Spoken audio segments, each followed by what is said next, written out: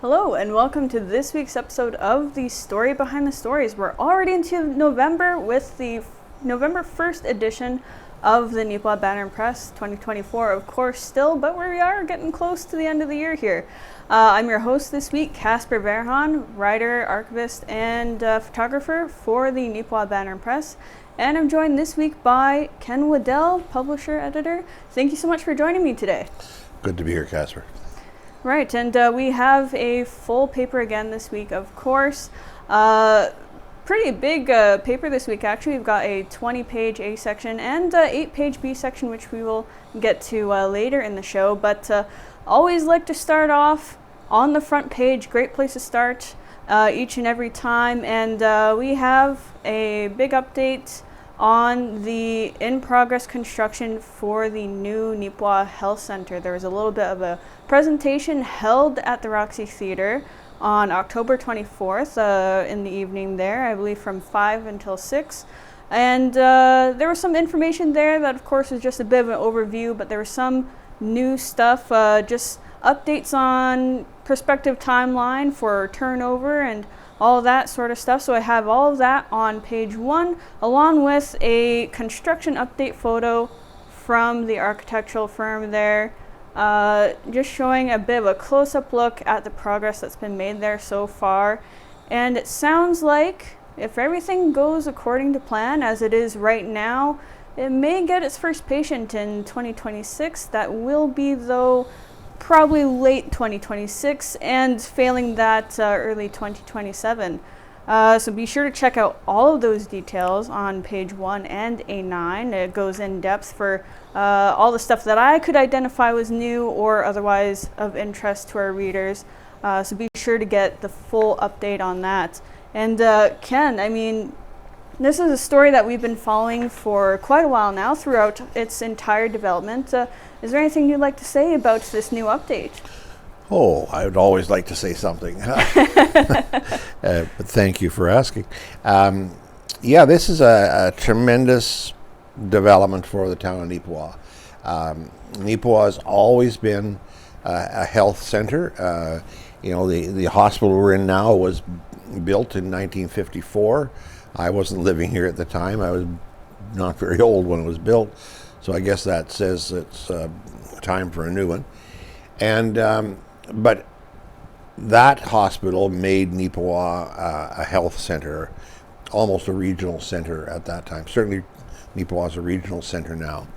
And this hospital is being billed as a regional hospital. But I'm a little concerned because I know that they said in an earlier meeting that filling all the rooms, filling all the staff positions would be a gradual process. But the gentleman speaking at this meeting said that they were going to open 30 beds. Well, that's disturbing because we have 35 or 38 now. So to make this out as a regional hospital, but with 5 or 7 less beds initially than we have now, is not good. And so I'm hoping they can speed that up and actually get closer to the 70-odd beds sooner rather than later. There's the other thing that's really concerning for me about, and I may write about this, I'm gathering some information on it, is the fact that they're talking about a CT scan as a space only at this point, not a sure thing. The province just released figures this week that for non-emergency CT scans, there's a 35-week waiting period. Now, if it's an emergency, I mean, you need a CT scan because whatever, cancer detection, heart problems, whatever, you'll get it fairly quickly. And if it's a real emergency, you'll get it that day. But to have that many people backed up 35 weeks for things that are stressful or pain, hip surgeries, knee surgeries, things like that, that's holding up the works. And, a CT scan, I'm sure they'll say it's millions and millions of dollars.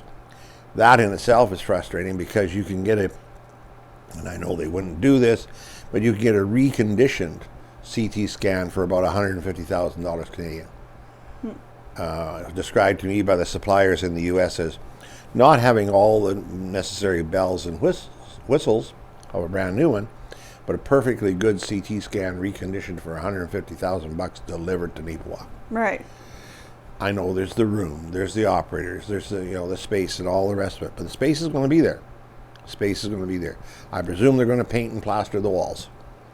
So I think that there's this deserves some attention by the politicians, and I plan to be part of drawing that to their attention.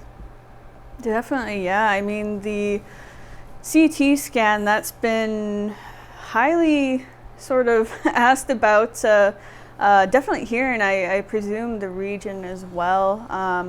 I mean, just in Neepawa alone, I'm aware of at least 3, probably more, petitions have been around trying to get people to sign in support of CT scan. I know there is a hairdresser that I regularly go to. They had a Nice petition hair, there. too. Yeah, they had a petition there a while back, and they got actually a good number of signatures. I don't know the number off the top of my head there, but they sent that off, and I don't think they'd heard anything back from government yet on that, in terms of a response to what was presented to them. But it's definitely highly asked about and sought after for this hospital to have that service. Yeah, well, parallel to Neepawa and only 60 miles down the road at Portage Prairie is a new hospital being built, and they are campaigning hard to put an MRI into that hospital for all the same reasons that you're talking about putting a CAT scan here into Neepawa.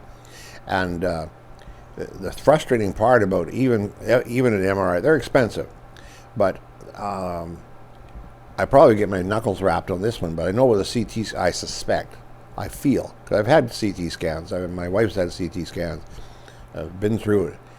They're a big glorified photocopier. I'm sorry. I mean, it's, you present yourself there, you make sure you got no metal on your suspenders like I do, and they lay down on the bed and they zoop, zoop, about 3 times, breathe in, breathe out. You're out of there in 15 minutes. And I know that the technicians are well trained, but it's not complicated. I mean, I see nothing that they're doing with these CT scans that are brain surgery type levels of skill. Yes, they're skilled, they're trained, I get that. But they're machine operators, and they're good at it.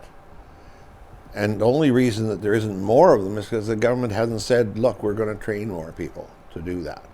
I don't think that you have to have nerves of steel to run these things. They're nice people. They do a very good job. But it's not as if they're very rare people that can do the job. And they would like to have more help. They don't want to work the shifts that they're having to work. They're working 16 hours a day now, or 2 8-hour shifts at least at Brandon right now in the CT and the MRI room. And they told me they're trying to figure out ways to speed it up, get people through faster, because they know they're behind. They know they're not immune to the public pressure here. They know they're way behind on these. And when you're 35 weeks behind on something, normal mentality would say you make some changes to cut down the waiting list. Right. Yeah. And I mean, I was shocked to hear that the new hospital wouldn't meet the requirements for this for one reason or another. And I think this is something that we've talked about before with another story that you did. I think when this first came up, and you'd sort of gotten a chart and outlined all the statistics of hospitals throughout, I think, just southern Manitoba. Prairie Mountain, yeah. And how things compare that way, and all that sort of detail. And yeah, I mean, it is kind of baffling that this hospital doesn't meet the requirements for that, to meet the requirements for a CT scan, because it does serve a lot of people. It serves a wide area. And I mean, for that to not be available, it's just unfortunate. Well, there's another aspect that the government doesn't want to talk about, and that is that is financing. They do. They'll say, well, it's expensive. We got to train more technicians. Got to have the machine, all this sort of thing. What they don't talk about, the dark underside of this story, is that if you today wanted a CT scan, you could phone out to Lethbridge, for example, and book one for next Wednesday. Right. And pay for it. Bring the results home, and your doctor or your specialist would read those results and make a diagnostic decision based on those tests. Mm-hmm. Manitoba government has been hidebound on this thing. You can't have people paying for tests. The hypocrisy is that they'll let the doctors use those tests that you've paid for, that the province didn't pay for, and use them as valid tests in diagnosis or treatment. But they say, oh, it's in contravention to the Canada Health Act. No, I won't use that word. Nonsense. It's nonsense, because it's not in contravention of the Canada Health Act in Alberta or Quebec, and there may be other provinces. It's just an argument that doesn't hold water. They're hidebound on being the sole provider for all health care. It has to be all publicly funded. And that isn't true either. We pay for lots of stuff. We pay for parts of and all of lots of stuff in healthcare. And they're as hidebound as the word that they just bound up so tight. You know, it's you know where the word hidebound comes from? No. I think it comes from this. Red River carts, the wheels were kept together with rawhide. Okay. And if you stretch it, wet it, stretch it, and wrap it tightly, and then when it dries, it's there. Okay. Hidebound. There we go. Learn something new every day. Doesn't move. And the government certainly doesn't move. Definitely. Yeah, I mean, one way or another, I do hope that the verdict for the CT scan here does change and that it gets approved, because obviously that would be a big boon to everybody. One more thing that I did want to touch on before we get moving on to our next story here, actually, is there was some clarification in terms of the access points for the new hospital and the new roadways and access points in relation to that, where all those will be, and where those will be in relation to the existing roads and, of course, the existing highway. So we do have a graphic of that for anybody who maybe was a little bit unsure, maybe a little bit unclear of where exactly that was going to be, how it was going to look, on page A9 there. And as well, something that will maybe alleviate concerns in regards to traffic. I know that was a big concern that was raised at the presentation too. It looks like they're going to have a little bit of a traffic circle there at the public entrance, so that in addition to the multiple access points will alleviate those concerns. Yeah, we'll see how it looks going forward. I mean, it looks like in terms of just pure construction, it's coming along fairly well. So we'll hopefully have that forming and shaping up continually well as things progress. Just before you leave that, yes, that turning circle or roundabout, yep, in the middle of Highway 16 at a busy intersection. Oh my God. I know I'm old. I realize that. I don't like roundabouts. I think they're fine in the city. I've learned how to handle them in a city where the speed limit is 40 clicks or something, and there's no way you can take those things at 40 clicks. It's going to be interesting to see how a B-train semi comes through and does the right hand the right hand turn and the curve and around and out. It's going to be interesting. I think there's going to be some accidents with that. Well, it looks like the roundabout's actually going to be sort of situated on a newly developed road, so it'll actually be off of the highway. Okay. Yeah, just looking at the diagram there. Actually, maybe I should hold that up for the camera. Well, yeah, you're right. That's on Hamilton Street, not on 16. Yeah, there's going to be an extension of Hamilton there here. Sorry. You'll have to pick up a hard copy of the paper to see it really well, but you can kind of see there. Right there's in the middle the highway right there, Highway 16. And then you're going to have a new road come up, and it goes, I believe that was east-west, an extension of Hamilton there, and the roundabout is here, and then going up into the public access there and there. So that should hopefully be better See, in terms of that way. ladies and gentlemen, you see why we keep Casper around, because she is a lot smarter than I am. My bad. Wrong road. All right. Okay, we're already halfway through. That's incredible. So we better get moving along here. I do want to go to this other story on page A2 again. In terms of, I guess, first responders, healthcare, so to speak, but a broader term, all first responders. Some recognition here that took place on October 28th. Members of the Carberry, North Cypress, Langford Fire and Rescue, and members of departments in Neepawa and Brandon were inducted into the Order of the Buffalo Hunt. This is something that typically recognizes individuals who have made outstanding contributions in leadership, service, and community commitment, and they were recognized for just that. They were being honored for their response to the unfortunate accident that did happen in 2023 by Carberry, that bus crash there. That was just a very sad event all around. But the first responders that were on the scene there, they got that recognition on the 28th, and it was very, very nice to see that. Yeah, what can you say after that event? It was nice that there's so many people, responded. There's over 100 people, but it was just horrendous, biggest multi-fatality accident, I believe, in the history of Manitoba.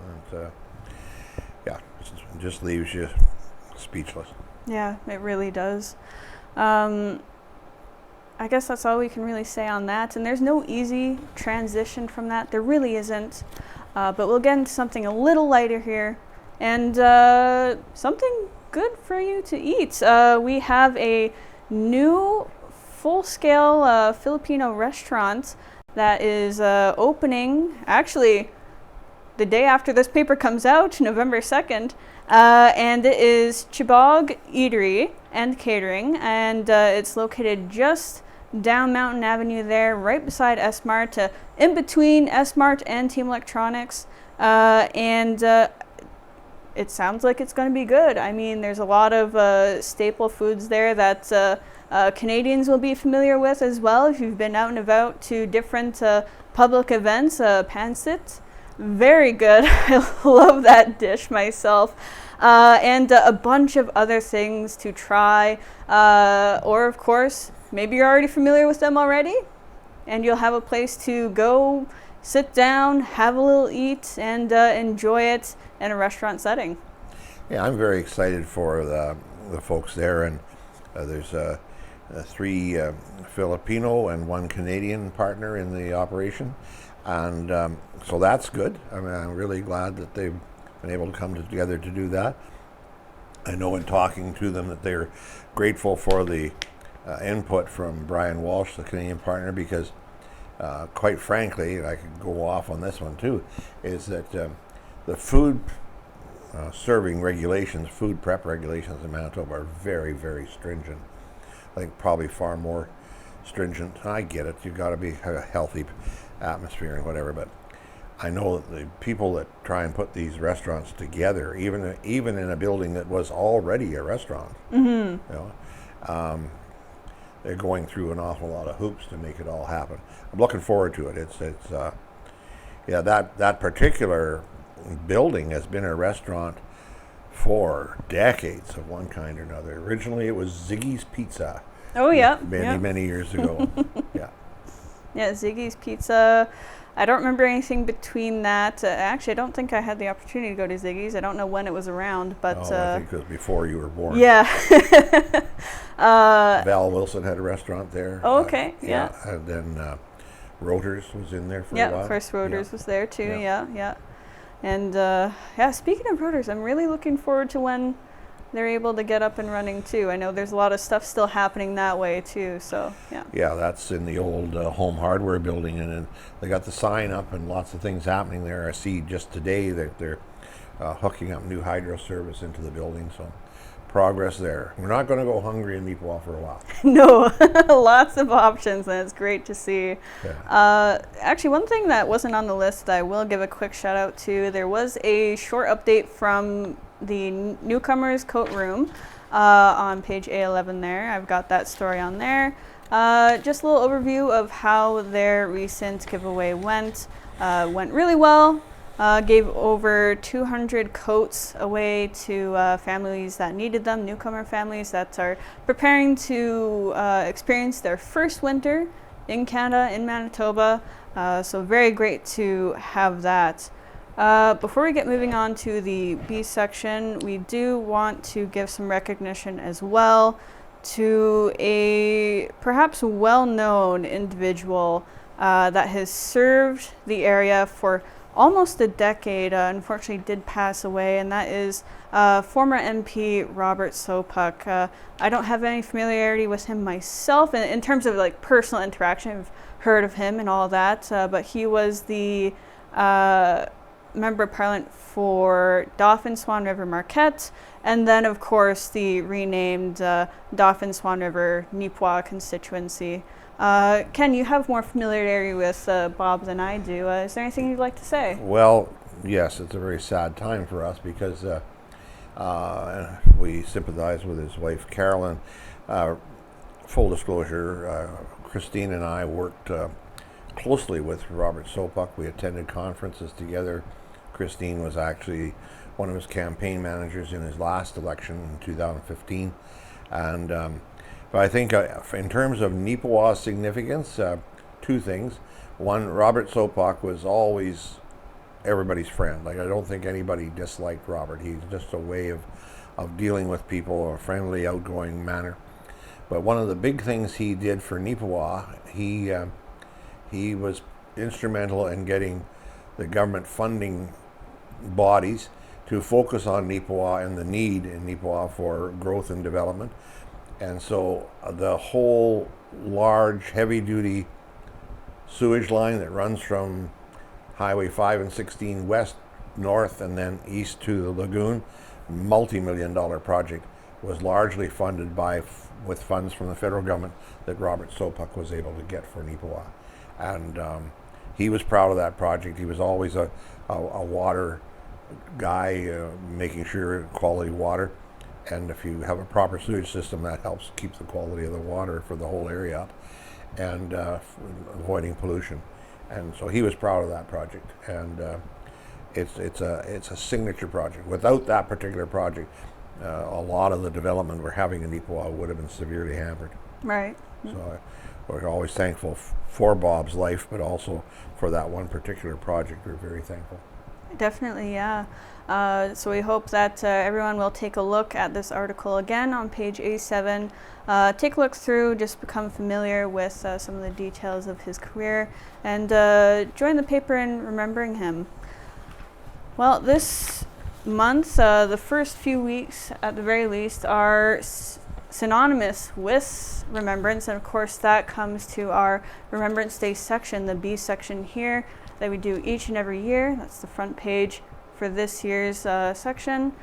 Now, every year I try and do a theme, if I can, try and focus on a particular thing, but this year I want to go back, recap over some of the items that perhaps I didn't get to use that were submitted in previous years, just couldn't make it into the paper because there is limited space. So I went back and took a look in those files, saw what wasn't used in previous years, and then of course had some new stuff come in as well. So no particular theme for this one, no specific angle for it, just a variety of different things here, different stories, different photos that you can take a look through and remember these individuals and the jobs they had to do and the things that they had to deal with, and just honor their memory, really. So very thankful, as always, to all the people who submitted things for this, past and present. Much appreciated. Always enjoy and feel honored sharing these stories. So we had a great photo from the Beautiful Plains Archives that I showed you there on the front page. Very thankful for that photo. And you might be wondering where it was taken to. It was taken in Neepawa. It was actually taken in the yard of the county court building. There used to be a bandstand there. And Ken, you told me a little interesting tidbit about that bandstand area, because I was wondering where it was. And you knew exactly where it was. Well, I'm pretty sure I do. I think there's still a flower bed there. It's about, it looks like about an 8-sided bandstand, which is a very interesting little building. And that was literally what it was there for, was that the bands would play there for special events. And also, I was told, this is a long time ago, of course, that they used to play there on Saturday nights. So people, when they're shopping in Neepawa, downtown Neepawa, could have band music in the background. Before that bandstand, there was one on the top of a 3-story livery stable where the horses were kept while people were doing their business in town. And that's where the hairdresser is, at the corner of Hamilton and Brown, on the southwest corner. And there was a bandstand up on the top of that building, and it was 3 levels of horses all in stalls kept there. Okay. So bandstand, this one I think would be early 1920s by the age of the men, because they're World War I veterans, and by the kind of light bulbs that are hanging on there. I'm sure those are 1920s teardrop light bulbs hanging around the periphery of the bandstand. Right. Now, all that information, all that wonderful information, and $3 will buy you a cup of coffee. And it is all fascinating information, so definitely take some time to appreciate that. And then, of course, inside we have a variety of different stories. Again, as I said, some lighter, some a bit heavier. So again, I think if anything was could be particularly heavy, I did have a warning for you. I think that only applied to one story in here. But we have a brief account, for example, from Gwen Saunders, formerly Rosling, and Sergeant Observer Walter Peterson, who was unfortunately shot down over Holland during his service. We have a nice photo of him there, standing with one of the planes from his post. A nice spread of a variety of photos from different sources on page B4 and 5, and a wonderful collection of letters I had the opportunity to go through from the Beautiful Plains Museum, from this one particular person, Clinton Henry B., originally from Oberon, Neepawa area. And many of these letters were written to his mother, some addressed to both his mother and his father there, but he served overseas, trained here in Canada at mostly Fingal, Ontario, but had gone to a couple different areas and was sort of writing throughout his entire journey of, yep, I'm going to enlist, and oh, now I'm going overseas, etc., etc. And so I included as much as I could that kind of gave a little bit of insight into what all that training and job pertained to. And there was a lot to go through. I had a really hard time picking selections, but even so much as like some letters were just, yep, I have nothing to do right now, but you know, if you have the ability to send me this, and sometimes a whole letter would be just, yeah, I could really use all of this if you're able to send it. And I mean, that makes sense, right? You're over there, things are hard to come by, money tight, etc., etc. So even so much as that way, it was interesting. But I did learn some new stuff as well. I had no idea what a drogue operator was until I read this guy's letters. So I got to learn all about that, and that is in there too. And of course, some more that I can't get to, but we do have to wind up the show. So again, lots that we could go through, but pick up a hard copy of the paper and you can see it all. Thank you very much for joining us on this week's episode of The Story Behind the Stories. Be sure to reach out to us at 204-476-3401 for letters, news tips, etc., and news@neepawabanner.com for the same, and of course, ads@neepawabanner.com for advertising. On behalf of myself and Ken, thank you again for joining us. Have a great week.